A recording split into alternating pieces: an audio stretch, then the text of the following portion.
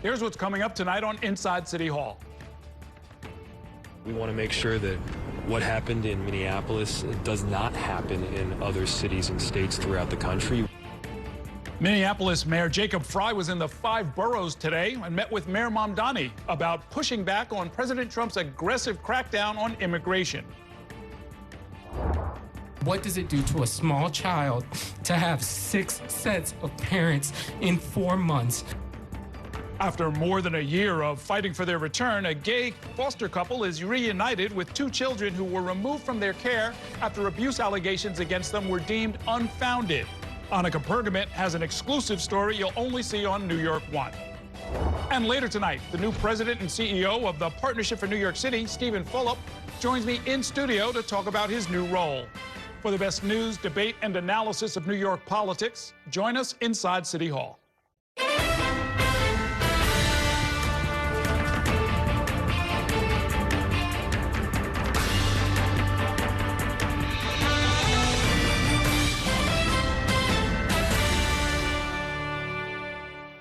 Good evening. Welcome to Inside City Hall for Thursday, February 12th, 2026. I'm Errol Lewis. Mayor Mamdani today met with a fellow mayor who's been in the national spotlight because of ICE actions and the deaths of 2 civilian protesters in his city, Mayor Jacob Frey of Minneapolis. The visit comes as a surge in federal immigration enforcement in Minnesota may be coming to an end. Our Dan Rivley was at City Hall and joins me now with tonight's top story. Good evening, Dan. Good evening, Errol. And Mayor Jacob Frey said it was that surge that caused chaos on the streets of Minneapolis. And he said the purpose of his visit with Mayor Mamdani here in New York was to make sure that what happened in Minneapolis does not happen in other cities. I don't care about that. What I do care about is making our city safe. I know that's what Mayor Mamdani cares about as well. Minneapolis Mayor Jacob Frey taking questions on the steps of City Hall before a meeting with Mayor Zohran Mamdani. Frey's visit comes at a pivotal moment in Minneapolis. I have proposed, and President Trump has concurred, that this surge operation conclude. President Trump's border czar Tom Homan reducing the number of immigration agents operating in Minneapolis under Operation Metro Surge. We got more cooperation, more jails than they had before we got here. And getting more assistance from local authorities and jails to go after unauthorized immigrants with criminal records. A satisfactory conclusion for Frey. It's making sure that the federal government understands, hey, you know what? We are willing to work together to prevent violent crime. We are willing to work together to catch perpetrators of shootings and homicides and rape. And not what Frey described as indiscriminate immigration enforcement. That causes chaos on the streets. Neither Frey or Mamdani spoke to reporters after the meeting. Frey posted this picture to social media, while a spokesman for Mayor Mamdani said in a statement they discussed their shared values when it comes to keeping our city safe, as well as standing up for our vibrant immigrant communities. Before the meeting, Mayor Mamdani held a news conference with reporters about his new nominee to lead the city's Department of Investigation. At its best, DOI helps ensure that city government can tackle big challenges effectively and efficiently. Former federal prosecutor Nadia Shahada. At the news conference, Mamdani reiterated his support for the city's restrictions on cooperation with ICE as the cooperation in Minneapolis increased. I believe that our values and our laws are not bargaining chips. They are not things for us to be ashamed of. And they are also policies that have sought and delivered on keeping New Yorkers safe over many years. I'll let the mayor of Minneapolis speak to the policies there. And this comes after lawmakers on the city council overrode a veto from Mayor Eric Adams of the Safer Sanctuary Act, which prohibits ICE from operating or having office space on Rikers and other correction facilities here in the city, Errol. So the main business of the day, or at least of the press conference, was the new Department of Investigation commissioner, which is a very powerful position. What do we know about this new commissioner? She has an interesting resume as a federal prosecutor in Brooklyn. She was one of the lead prosecutors in the case against the singer R. Kelly on racketeering and sex trafficking, and especially racketeering, I think, with the failed prosecution on that charge of Sean Diddy Combs. That's a tough case to make, but she landed it against R. Kelly. She opened up a private practice where she also represented abuse victims, also people who were being investigated by the government. But she said that she doesn't foresee any issues where she would have to recuse herself in this role. And of course, this is a role city council has to approve. Very high profile cases she's been involved in.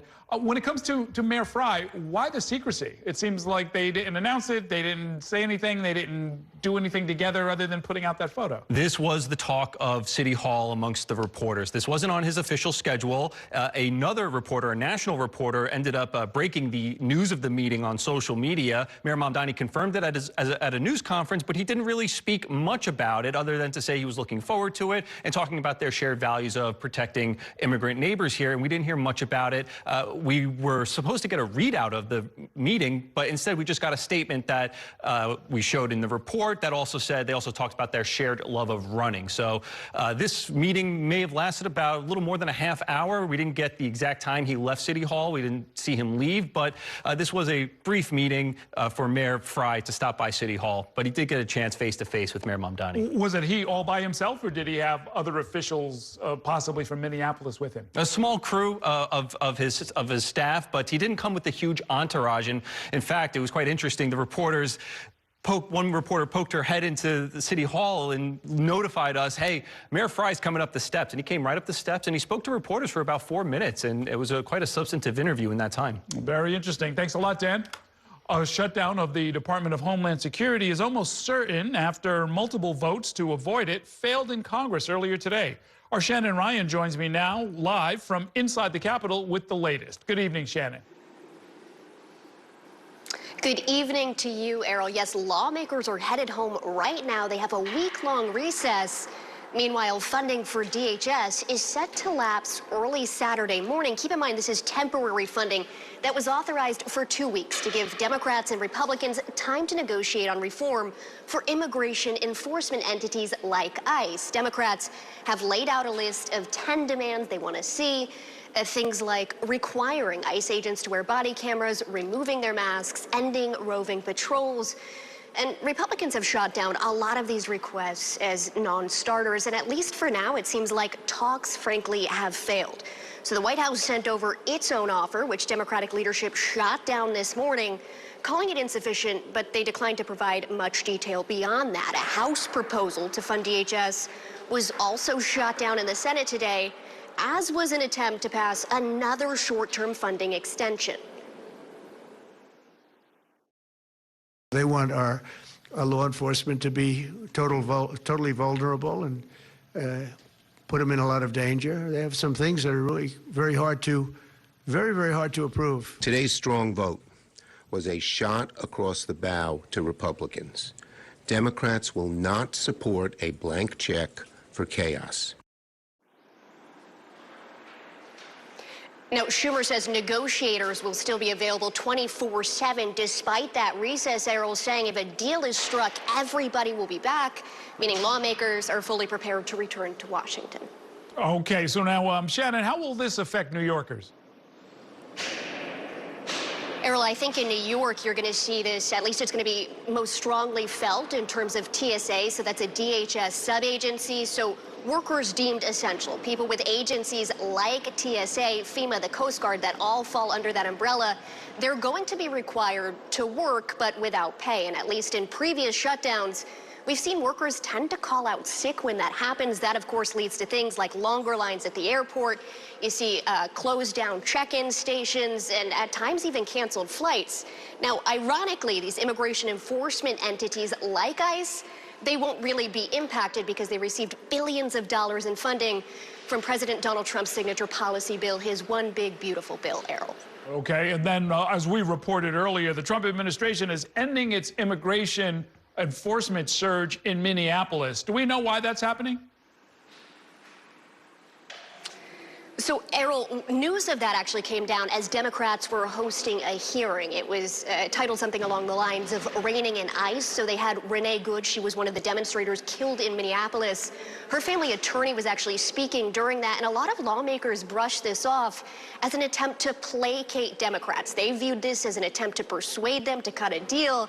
And they sort of laughed it off and clearly pushed back against it. All right. Thanks very much, Shannon. We've got, this is live television, of course, so as it happens, there's some additional congressional news. Dan, tell us about it. Yeah, so we've been following this litigation on New York's 11th Congressional District covering Staten Island and southern Brooklyn, and it is the only House district here in New York that regularly elects a Republican, and a trial judge in Manhattan taking a lawsuit from a firm that handles the Democratic Party's redistricting fight around the country. That trial judge basically agreed with the firm, the Democratic firm, that said New York 11's boundaries unconstitutionally dilute the vote of Black and Latino voters. It violates the New York State Constitution. That set off this huge legal fight and political fight because candidates want to know what district they're running in for this year's House election. The trial judge said the New York's Redistricting Commission has to redraw it. So Republicans immediately went into action, filing appeals not just at the appellate division, but right to the New York State Court of Appeals, the state's highest court, and now we have this appeal to the U.S. Supreme Court. And I was just going through the filing. Basically, this is from Nicole Maliotakis, the Republican congresswoman, and some voters who are fighting this decision to maintain this district. Basically, in the court filing, it says the New York State High Court decided it lacks jurisdiction for relief in this case, and so now they're making their appeal directly to the Supreme Court, requesting emergency relief by February 23rd, because on the 24th, that's when petitioning starts to get your name on the ballot, and candidates want to know where they're running. A lot of legal arguments to go through, but basically they always said this is a baseless argument. Nicole Maliotakis herself is Hispanic of Cuban descent, and basically they're arguing this is just Democrats being sour grapes for being unable to win an election against a Republican here in New York. Okay, asking for relief from the U.S. Supreme Court. No guarantee that the court will agree to give it to them or even hear the case. We shall see. Thanks very much, Dan. It is time now for a break. Coming up, we'll bring you an exclusive report about a gay foster couple that claims they were discriminated against after being separated from their children by the Administration for Children's Services. Stay with us.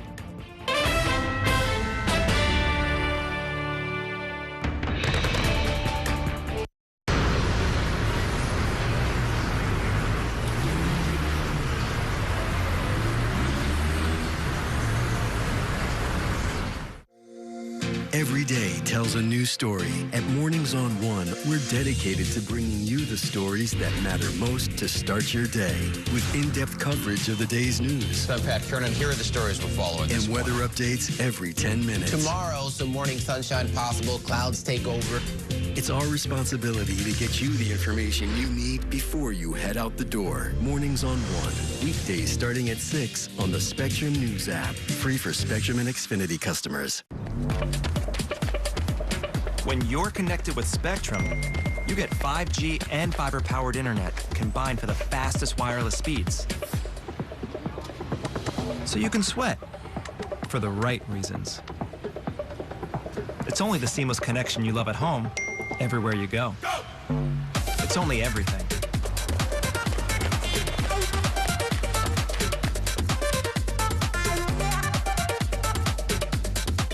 I'm Sandra, this is Jorge, and we were adopted in 2019. I remember when they first came to us, Michael was already a teenager.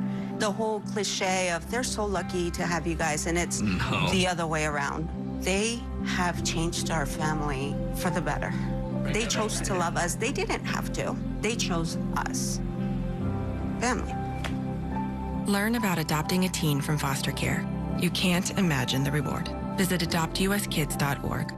And that's a look at some of what's in the papers this morning. You've done at the sports section. Today's story is about the latest chapter for a beloved local business. It's a beautiful day with temperatures in the 60s, but showers are expected in the next hour. In a city that's always on the go, it's important to stop to hear the stories that connect us. The news that matters to New Yorkers. That's what brings us together. That's Mornings on One. Weekdays starting at 6.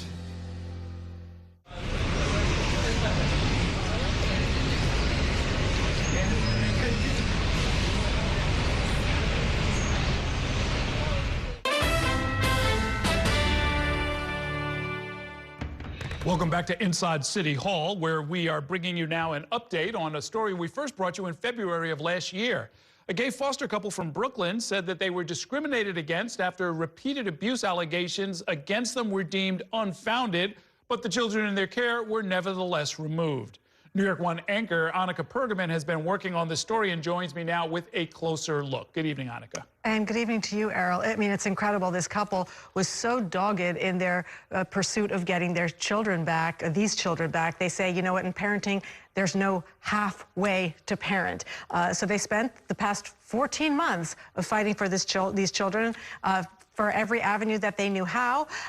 And this is their story. 1 year ago, this bedroom represented absence, a room that had been lived in and then suddenly wasn't. All our foster daughter's dresses, she doesn't have them. But this winter, the room is alive again. The feeling in this room is so different this year than last. Can you describe that feeling to me when you walk in? I would use the word esperanza, which means hope in Spanish. I think the word would be comfort. Once we have to return. For most of the year, comfort felt out of reach. They were told the chances of their foster children returning were almost non-existent. This story begins in April of 2022, when a 1-year-old boy and 3-year-old girl were removed from the care of their birth mother because of domestic violence. The siblings were placed with first-time foster parents Fernando Cantelli and Everson Ladson in Clinton Hill, Brooklyn. As the traumatized children settled into their new home, their case was overseen by SCO Family of Services, a foster care agency subcontracted by the city's Administration for Children's Services. Almost immediately, the agency and birth mother began filing claims against the foster parents: improper hygiene, lacerations, bruises. When those were all deemed unfounded, the agency made a claim of sexual abuse. That, too, was determined to be unsubstantiated. Still, the children were then removed from the care of Cantelli and Ladson and placed in new foster homes. All the neighbors were like wanting to ask, but didn't ask. You know, they know that the kids were removed. Cantelli and Ladson felt strongly that they were facing a bigger obstacle than a series of unfounded allegations. They believed they were targeted as a homosexual couple. Ladson then recorded a call with an ACS Special Investigations caseworker, which seemed to confirm that fear. I think the foster care agency is kind of avoiding addressing that with you or being honest to you about that. But the main issue Ms. has with you guys is that you guys are a couple. That's the only issue that she has with you. She's not gonna stop. Hopefully they just... But neither would Cantelli and Ladson. When we reported their story last February, another abuse claim was filed against them, and once again deemed unfounded. They were fighting us after your reporting. ACS says it cannot provide details on specific cases due to confidentiality, but added that along with mandating LGBTQAI+ training for ACS and provider agency staff, whenever an instance of homophobia comes to our attention, ACS takes all reports seriously and follows up immediately. All concerns of policy noncompliance are investigated, adding it will enforce corrective and/or disciplinary action if it is determined that noncompliance has occurred. But Ladson disputes that, instead calling it a commitment to the error. There was not at any point a time when leadership would take a step back, acknowledge a mistake had been made, and that they should correct course. Instead, it felt like this sort of protection of the institution at all costs. After the children's removal from Cantelli and Ladson's care, SCO moved to permanently close the couple's Brooklyn home, claiming their type of home was not needed in the foster care system. An SCO spokesperson said the agency takes seriously and strongly denies allegations of homophobia, adding it's against their values and long tradition of serving the LGBTQIA+ community, including this family who we certified as foster parents.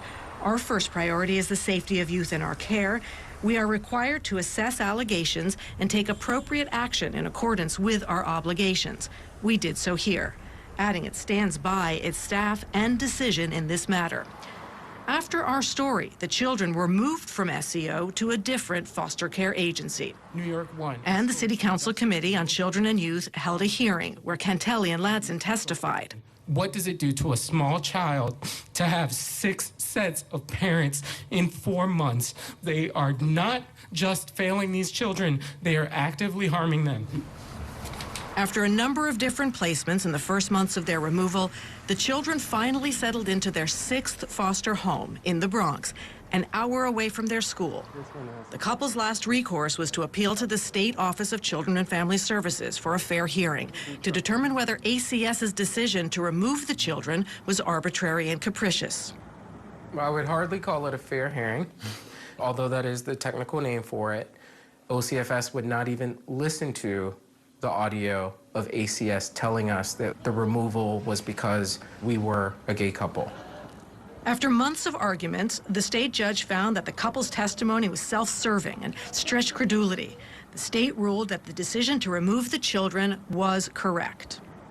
Of course, we panicked when we saw that decision. Fortunately, the family court does consider the best interest of the children and therefore did not consider it relevant because it was in the best interest of the children to come home.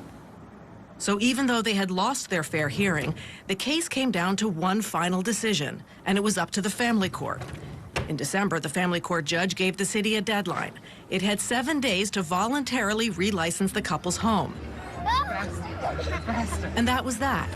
14 months after they were first removed, the children would return. I don't know what made it happen, if it's just one thing, if it was your reporting, if it was the fight that their lawyer put in court, the reports from the psychologist, but, you know, they came, and it all made sense. And on Christmas Eve, more than a year after they were removed, the children returned to Cantelli and Ladson's Brooklyn home, the biggest wish that the now 7-year-old girl had asked of Santa. Erson, look who came. Yeah, it was certainly some Christmas magic that I think we're gonna have a hard time repeating.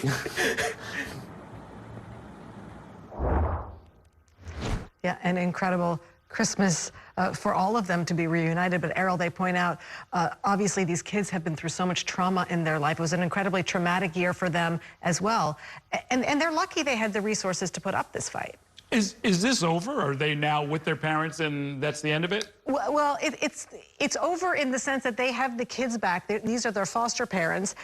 They said if these kids are ever up for adoption, they would love to adopt them. If their case takes them back to their birth mother, they would still like to be permanently part of these children's lives. They're committed to these children regardless of where these children end up permanently. That recording that you played, pretty serious indication of at least an allegation of homophobia by someone at ACS. What happened to that allegation? Well, it's interesting because ACS always says we can't speak to the specifics of a particular case. So they speak broadly, as you saw in their statement, but apparently nothing. Everson Ladson and Fernando Cantelli, the two dads, say they never got a phone call from ACS to inquire about that allegation. And when they took their case to the state level, the state didn't even want to hear it. They never got a phone call there. So nobody has reached out to them to investigate the allegations of the sexual discrimination. Or, even just verify the accuracy of the recording and, who are they talking about, ask a couple of questions. None of it happened. Okay. Thanks very much, Annika. Great reporting. We're going to take a short break now. When we come back, we'll bring you a preview of my podcast, You Decide, where I spoke with author Heather Ann Thompson about her new book about the 1984 Bernhard Goetz shooting. Stay with us.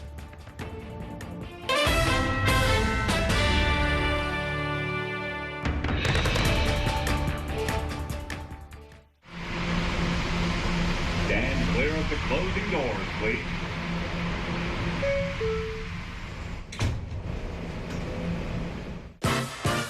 There's nothing quite like the feeling of going to the theater. Onstage celebrates that excitement every week by taking you behind the scenes with the latest news and in-depth interviews of the hottest shows on and off Broadway.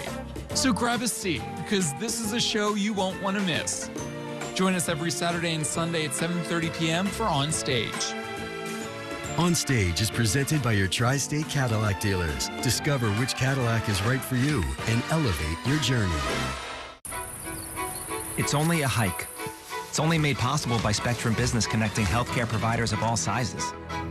Like hospitals relying on the Spectrum Fiber broadband network with industry-leading reliability. Practices keeping patient data safe with advanced security. Pharmacies accessing records in the cloud without fail. It's tailored connectivity solutions built for life-changing moments. It's only a hike. It's only everything. Spectrum Business. Mom was always organized, but she started forgetting to pay her bills on time. And she'd buy the same gifts over and over. Telling the girls about my Alzheimer's diagnosis was really hard. At first, we had our cries, but then we were like, okay, let's make a plan. Early detection gave us time to adapt together. It's so important for you to think about what you can do and making the most of what you have. If you or your family are noticing changes, it could be Alzheimer's. Talk about seeing a doctor together. From my time growing up in Queens watching New York One to my time reporting here, I've seen how quickly a story can change. At News All Day, we bring you the news as it's happening, from around the boroughs to local government to your neighborhood, because our city never stops moving. Hi, I'm Shannon Ferry with the day's developing stories, but first, stay up to date and informed with News All Day, weekdays from noon to 4.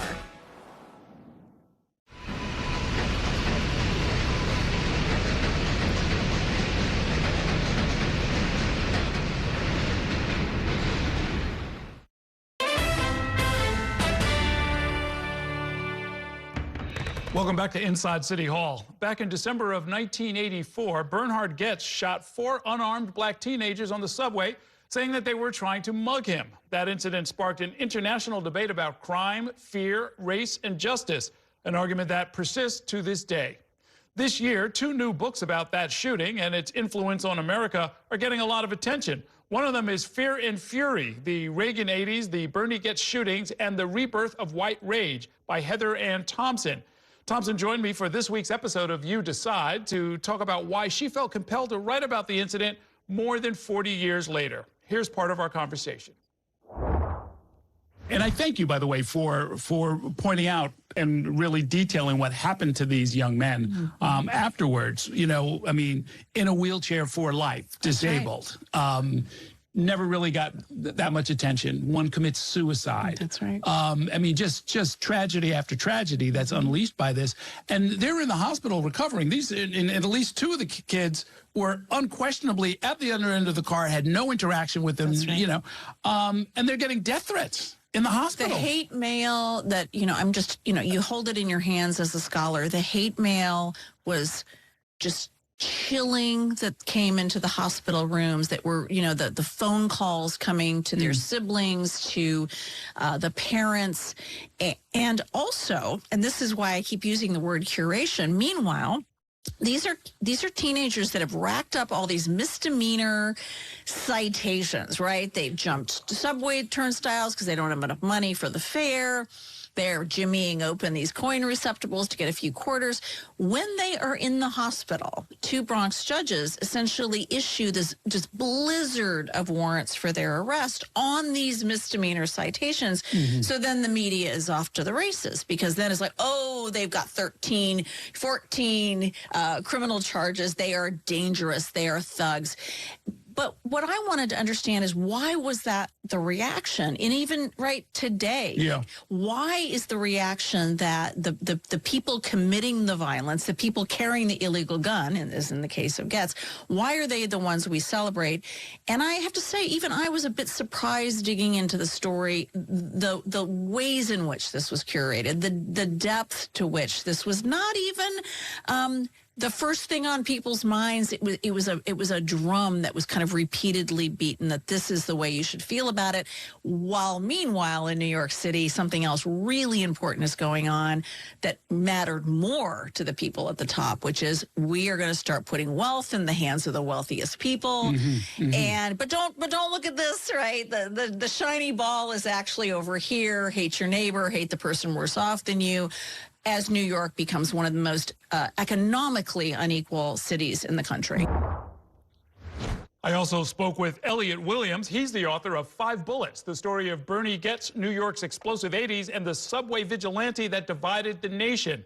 We'll bring you a snippet of that conversation tomorrow. You can catch the full podcast episode wherever you get your podcasts, as well as on New York One's YouTube channel. It will also air on New York One on Saturday night at 9 p.m., followed by the latest episode of the Off Topic on Politics podcast. We're going to take a short break now. When we come back, I'll be joined in studio by Steven Fulop. He is the new president and CEO of the Partnership for New York City. We'll talk about the business community's feelings about the brand new mayor. Stay with us.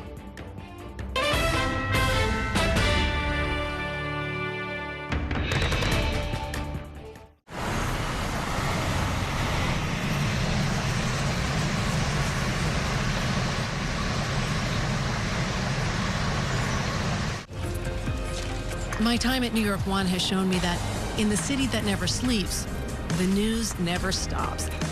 So as the day winds down, turn to the rush hour. Good afternoon, I'm Monica Burton. To catch up on the stories that matter across the 5 boroughs, with in-depth interviews from the city's newsmakers, plus the latest forecast. Catching you up with today, preparing you for tomorrow. Right here on the Rush Hour. Weekdays from 4 to 7 p.m. It's only a slice.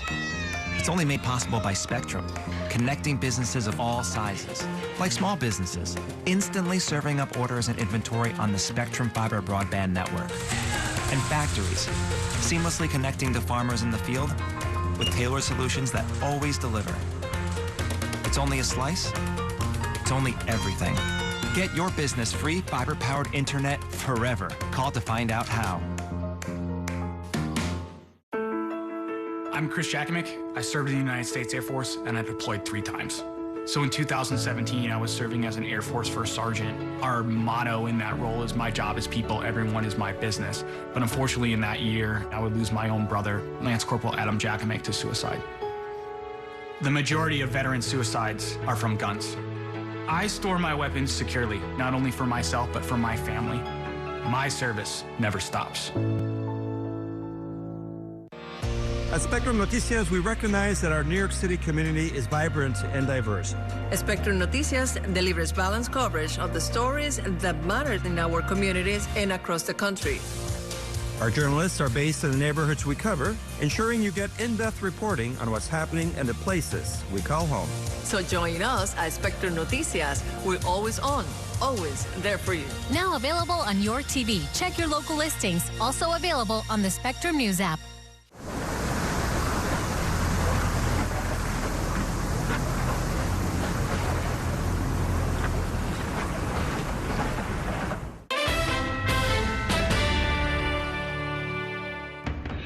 Welcome back to Inside City Hall. There's a new leader at the helm of the Partnership for New York City after Kathy Wild's retirement, after she spent more than 2 decades advocating for the city's business leaders. The partnership is an invitation-only organization that represents the CEOs of more than 300 companies in our city, including leaders of firms like Google and JP Morgan Chase. My next guest, Steven Fulop, has taken over the partnership at a crucial time for New York and its business community.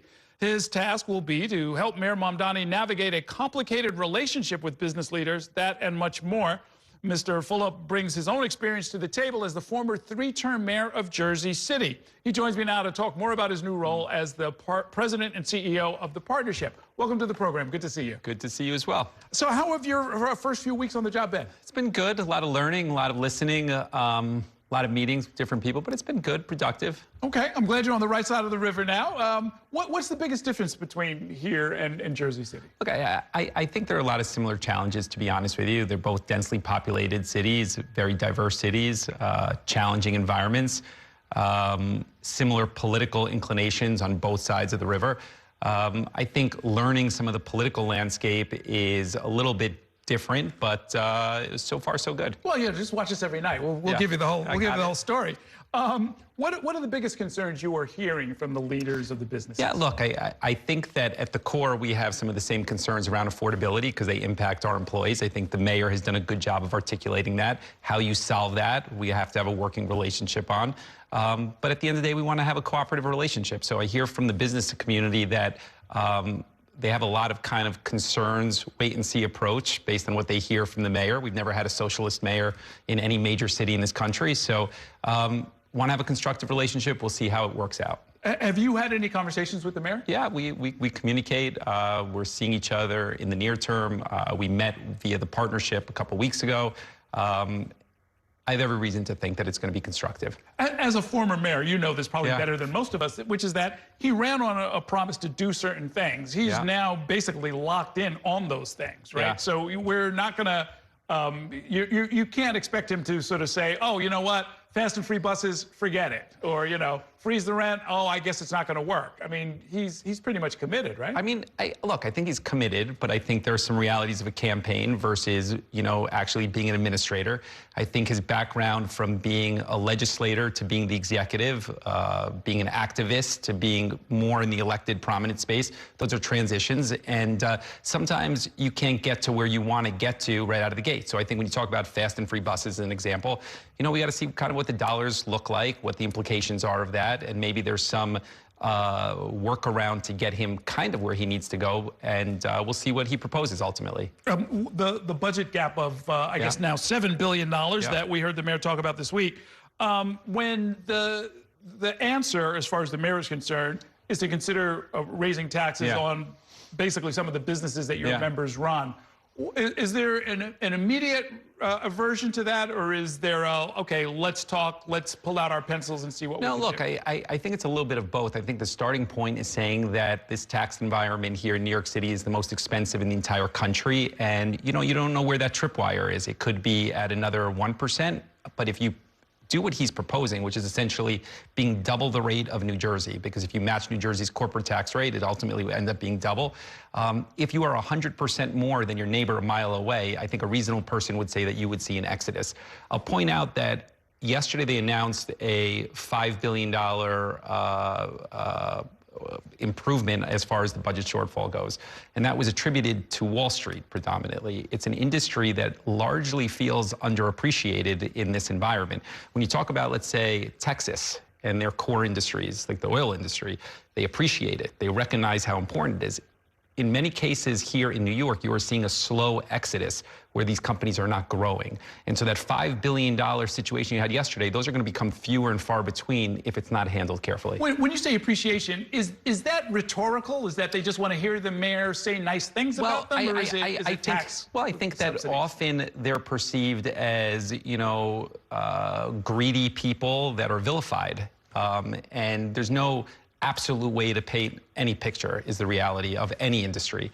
And I think what they would say as it relates to the community here in New York City is that most of these are very philanthropic organizations. We have 800,000 employees that we advocate for. Most of the time it's perceived as an advocacy group for the CEOs, which it is not. It is really about the 800,000 employees that we collectively represent. And when you speak about what we contribute to the budget overall, I think sometimes that is not recognized as far as how fragile that environment is. What's your sense of how well the budget is being managed? I mean, he's only been here, granted, for a few weeks, but the city is pretty much the way it's been for the last decade or so, right? I mean, look, I think New York City is a desirable place to be. I think young people want to be here, assuming that you can afford to be here. So we share that situation. I think that if you have a change in the tax environment and that gradual exodus that you've seen start to happen continues over time, you'll see less job opportunities, you'll see more job opportunities elsewhere, and you'll see younger people not wanting to be here because they can't afford to be here because you won't be able to find the dollars like you did yesterday. And so it's a domino effect, and I think we just need to be mindful of it. You know, people may be mistaken about this, but you have a unique perspective on this. Do companies pick up and families pick up and leave and go to New Jersey because of a more favorable tax environment? Well, I live that in Jersey City. We benefited in many ways from some companies moving across the river. So it absolutely does happen. It's not overnight. What more often you see is people making the decision to not grow in New York. They're to grow in Texas, to grow in Florida, or to grow in New Jersey if you have 100% difference. And that has a huge impact. Now, with regards to people want to be in New York City, right? So you don't need, though, if you think about the 3,000 wealthiest people in New York City, you don't need 1,000 of them to leave to have a huge impact on the budget. 10 leave, you're going to have a huge impact on the budget. And so if you think about the implications of that, it could be devastating. And what we say is you don't need everybody to leave, because they'll say, the far left would say people aren't going to leave. Say, okay, maybe most won't leave, but if some leave, it's going to hurt. And we don't want anybody to leave. And if there's a plan for a multi-billion-dollar expansion and it goes to, you know, San Antonio instead of Staten Island, that's a problem. Yes. I think, look, a lot of people in our universe are concerned, and like I said initially, it's a wait-and-see approach. They hear what the mayor's saying. They don't really know yet what the implications of that are. When you talk about the EDC measuring on justice, for example, You know, we think justice is a good thing. I think everybody thinks justice is a good thing. What does that mean in actuality? And we have a lot of questions about that. Yeah. On a relatively narrow question, but I know you know the answer to this. When the mayor says, oh, we just want to bring our corporate rates in line with New Jersey's, explain why that's not quite accurate. Because New York City has some uniques. Yeah, because New York City, you also pay a city tax and some MTA fees. So whereas New Jersey has an 11% corporate tax rate approximately, today it's roughly 17% in New York City. And that's according to the CBC, which is nonpartisan. So if you match New Jersey's rate on the corporate tax side, raising it from 7 to 11, you will be bringing up the gross tax here in New York City to roughly 22%. So if you're considering 22% versus 11%, you're looking to start a business in this environment. You ask yourself, where are you going to go, right? You're probably going to go to the place that isn't 22%. The thing that keeps New York alive culturally and economically are young people who, like a young Fulop, who wanted to come and work at Goldman Sachs or wherever it was you worked. Do you have a sense, do your members have a sense of whether or not that's still true? Are they still getting the resumes? We keep hearing about this being sort of a no fire, no hire economy right now. I think it is tougher to get jobs for young people. A lot of reasons for that. You know, fragile economy, AI, a lot of things kind of pushing on that in an uncertain environment in New York. I think people still want to be in New York City for culture and nightlife. Affordability is a big issue. I think you got to grow housing, and the mayor's been great on this and what he says. Again, we'll see what the action is, but housing growth is crucial to solving the affordability issues. Okay. Well, we'll let you get to it. Thank you, Steve Fulop. It is time now for a break. Coming up, the Trump administration has rolled back an Obama-era ruling that greatly restricts the government's power to fight climate change. We'll bring you a report about it from Washington, D.C. Stay with us.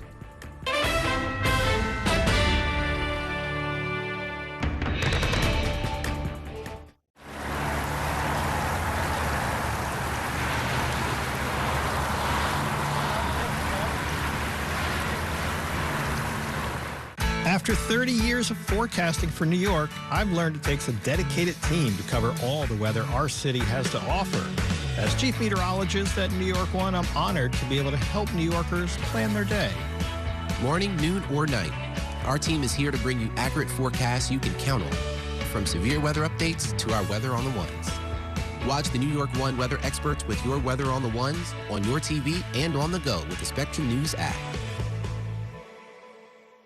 I moved from Dallas to Los Angeles all by myself. The order of things I wanted to set up was internet, water, then power. I needed to take a shower, but I really did need the internet for work and to watch my shows. That's kind of a crazy thing to admit in front of a camera. Pretend I didn't say that. I got to Spectrum. I was so relieved that I was getting the best bang for my buck. It was a huge weight taken off of my shoulders. Real customers, real savings. To see how much you can save, visit spectrum.com/save.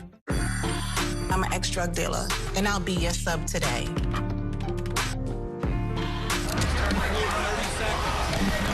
Two milligrams of fentanyl can be lethal. A lethal dose is in here. Who gets it, I won't know. It's cheap, it's potent, and it's profitable. The sad reality is fentanyl is being mixed into everything now. More kitchen now. My father was a New York City firefighter. My mission, like his, is to serve New Yorkers in a city that doesn't stop when the sun goes down. Being with New York One since the beginning, I'm now honored to join you even earlier each weeknight. Starting at 8 with New York Tonight, we'll explore the latest news developments, followed by New York One at 10 to wrap up your day. So join me each weeknight starting at 8 right here on New York One.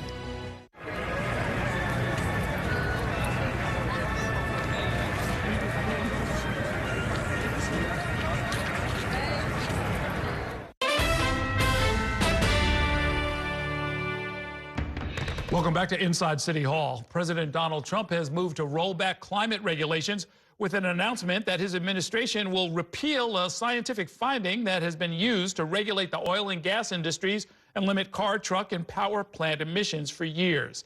Many legal challenges are all but certain. Our national political reporter Taylor Popolars has the latest from the White House.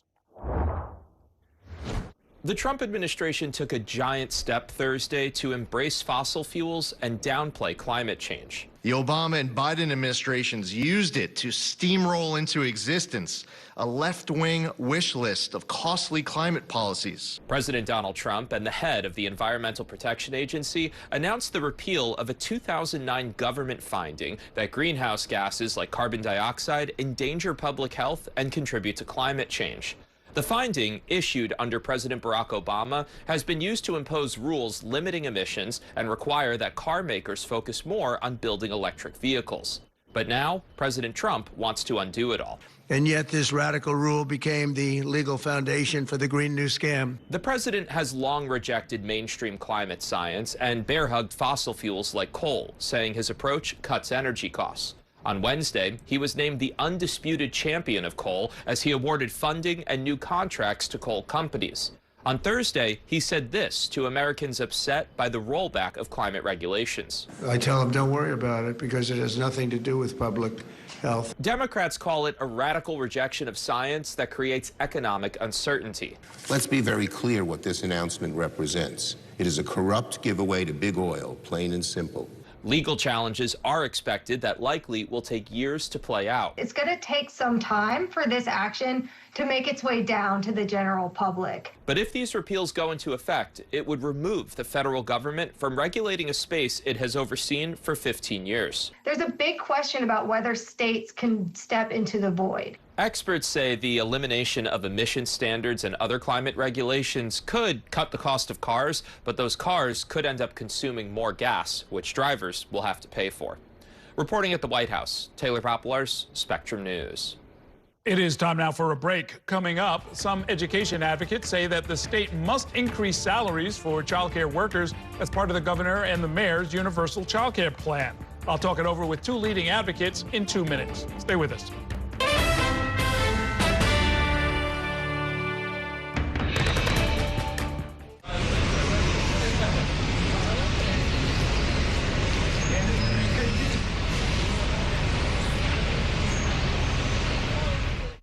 We have so many ways to stay connected.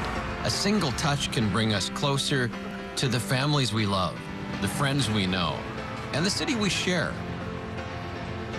And Spectrum helps us keep connected throughout the day, every day. Including more ways to watch New York One as a Spectrum Internet customer. Watch Spectrum News New York One on the Spectrum News app, available on all your favorite devices. There's an international travel plan with Spectrum that was an additional $10 a month as opposed to paying a ridiculous amount per day for roaming fees. This literally felt like my old phone carrier was reaching their hand into my wallet and just helping themselves to some of my cash. I like having no surprises when it comes to my cell phone bill. And with Spectrum, that's been the case. So it's saved me a ton of money. Real customers, real savings. To see how much you can save, visit spectrum.com/save.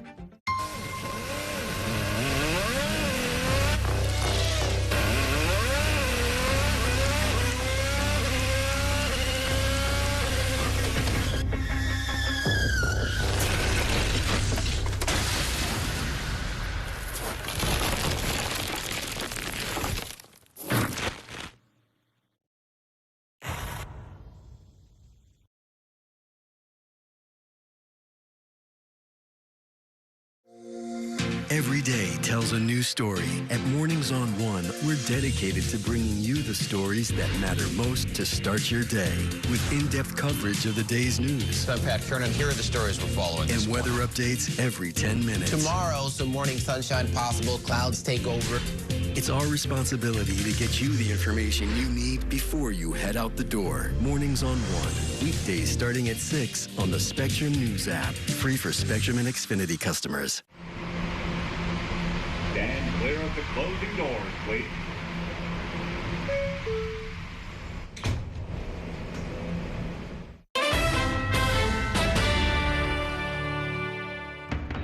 Welcome back to Inside City Hall. Mayor Mamdani and members of his administration were not the only ones present at what is informally known as Tin Cup Day in Albany.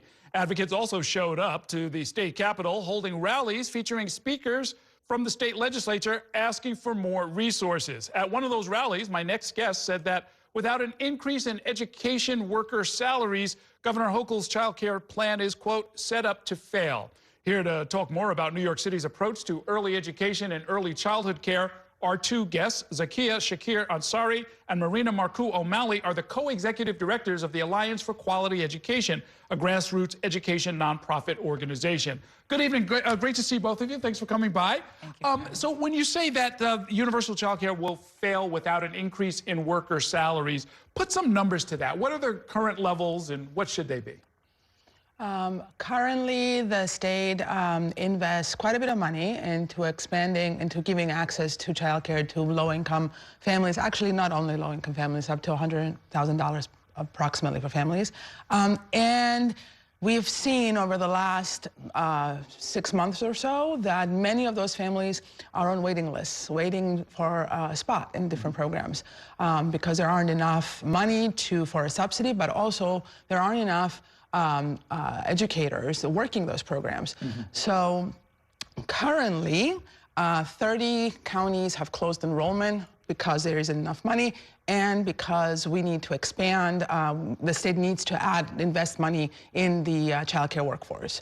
Are you suggesting that if they put more money towards salaries, they'll get more educators and then open up more slots? Is that the idea? Well, I don't know if yes, and also you will be able to maintain the ones you have. We've lost, since the pandemic, over 1,500 folks had to close their doors. And yet we have administrations and others who want people to get back to work, but actually families want to get back to work. And they can't. Mostly women of color actually perform these duties, are the child care educators, especially home-based providers. And yes, dollars matter. During the pandemic, when we were able to give that small grant, the compensation dollars of almost like, was it $2,000, $3,000 for folks, we know it helped tremendously. So yes, it will help. So are you saying then to the Governor Hochul administration that you've miscalculated? Like you need to sort of go back and do the math and maybe put more money towards this? No, what we are saying is what the proposal that is on the table right now is a great start. It's a very good floor to begin to build on top of. And adding the money that the governor proposed adding to the program, expanding pre-K, expanding things in New York City and across the state is a very good beginning. And we need a permanent workforce compensation fund in order to meet the need that exists in all of our communities across the state. Just to put things in perspective, child care educators are among the lowest paid professionals in the state and in the nation. This is across the nation, not only in New York State. So there is no, as much as you love your job, as much as you love this calling to work with children and educate, nurture them and socialize them to go to school and succeed, that doesn't pay the bills. That if you cannot provide for your own family, then what is the incentive in staying in the field? So we've seen many people leave and do other jobs that pay higher.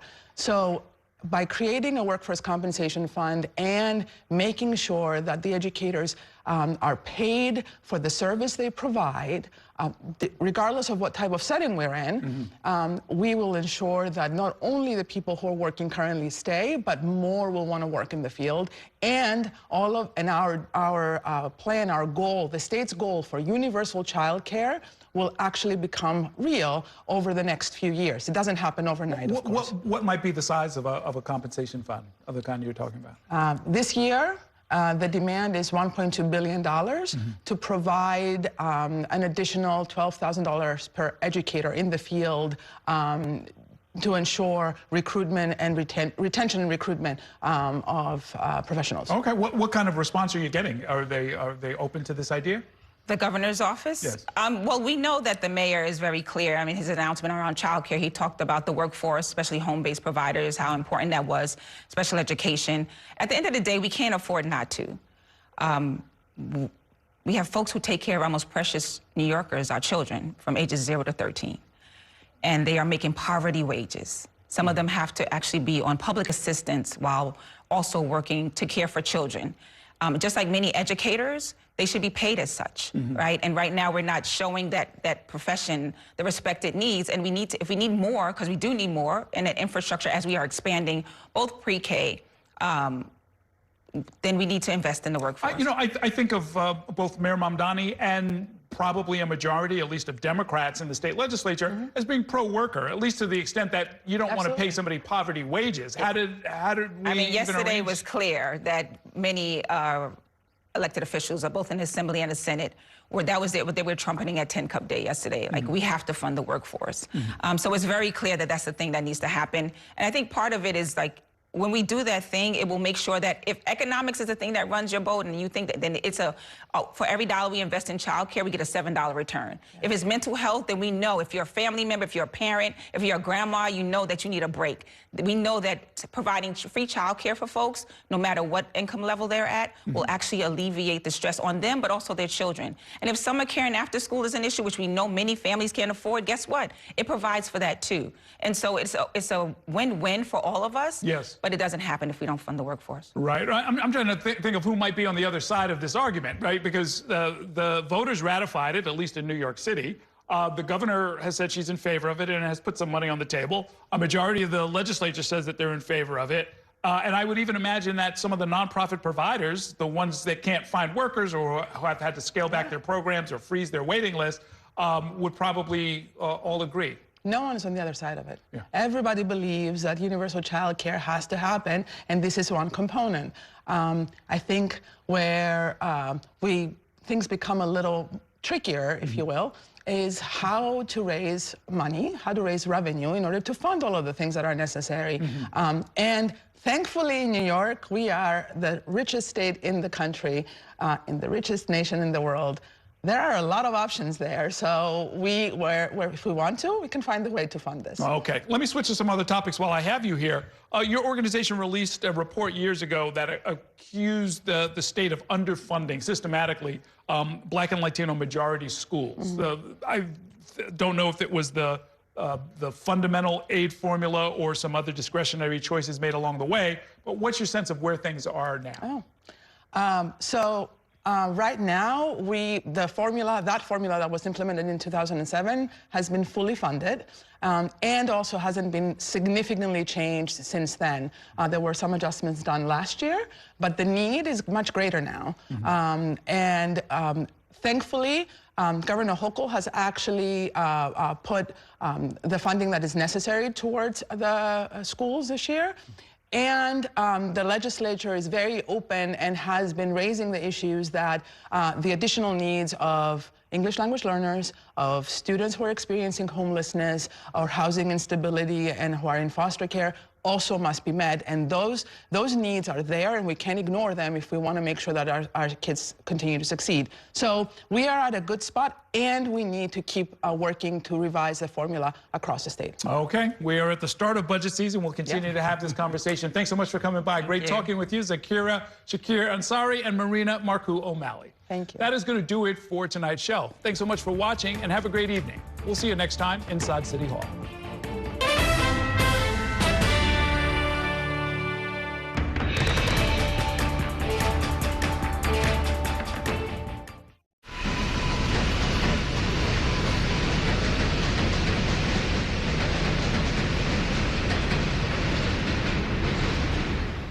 And that's a look at some of what's in the papers this morning.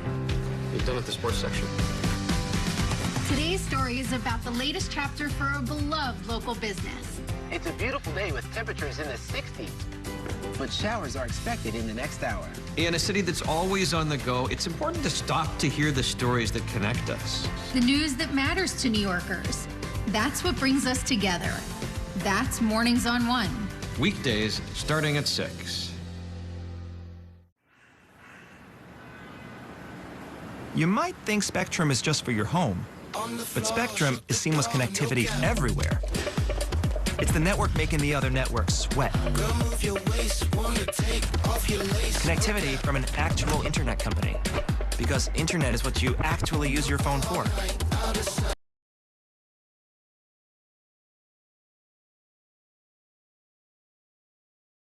Seamlessly combined for the fastest wireless speeds.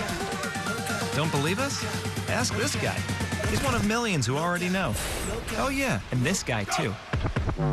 Turns out people like their mobile from a seamless connectivity company.